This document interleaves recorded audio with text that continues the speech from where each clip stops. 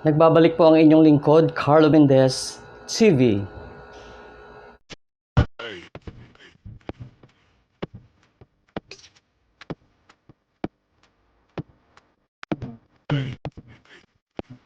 Okay, ang ating pong pag-uusapan ngayon ay tungkol doon sa kumakalat na TikTok dance ni Doktora Vicky Bello.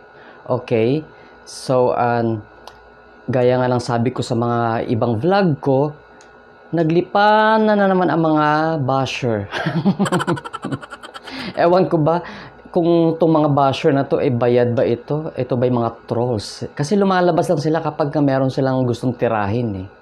Napapansin ko yun. So anyway, before anything else, without further ado, panoorin po natin tong video na to.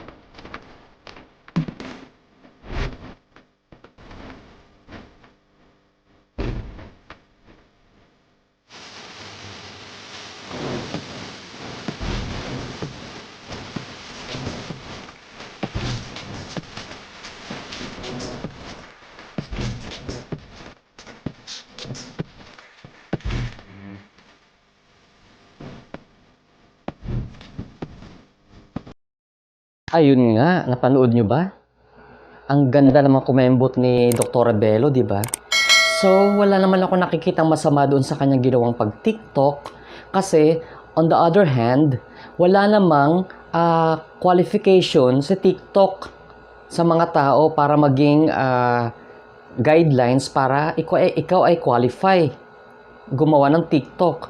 So, ano nga yung kung gumawa ng TikTok si Dr. Bello? May nag-comment pa na mukha daw siya bangkay, gurang na, matanda na.